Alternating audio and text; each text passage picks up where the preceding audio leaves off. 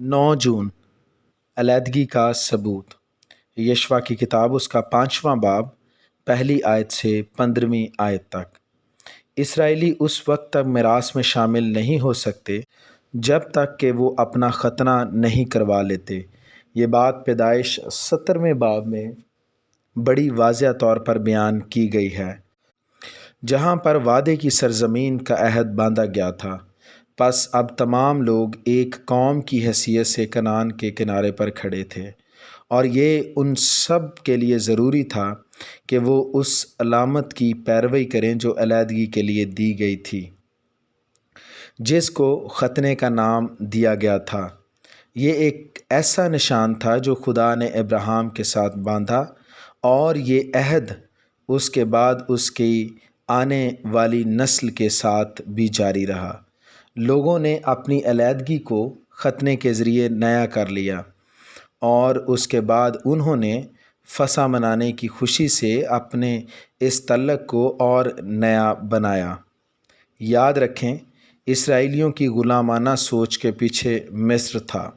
اس کے ساتھ ساتھ ان کا بیابانی سفر بھی ختم ہو چکا تھا۔ اس کے علاوہ یردن، جو کہ ایک فیصلہ کن جگہ تھی، وہ اسے بھی پار کر چکے تھے، اور اب وہ قوم کی حیثیت سے ملک کنعان کو فتح کرنے کے لیے بالکل تیار تھے۔ اس لیے ایک نئی قیادت اسرائیلیوں کے لیے بہت ضروری تھی، کیونکہ اسرائیلی اپنے دشمنوں کے خلاف کھڑے ہو چکے تھے، اور آخر کار انہوں نے اپنے ملک کی بھاگ دوڑ کو سنبھال لیا۔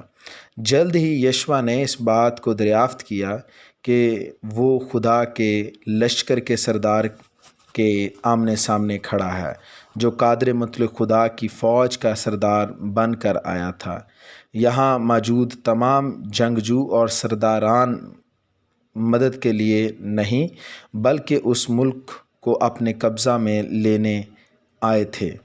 خداوند کے لشکر کا سردار صرف اس لیے نہیں آیا کہ وہ اسرائیل کی رہنمائی کرے، بلکہ وہ اسرائیل کے لیے، اسرائیل کے ساتھ اور اسرائیل کے ذریعے لڑنے آیا تھا۔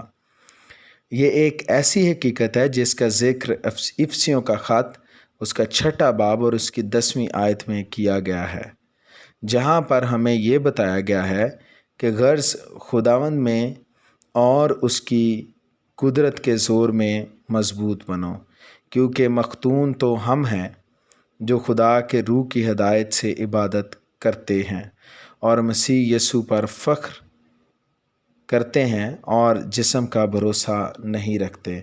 فلپیوں کا خط اس کا 3واں باب اور 3 آیت۔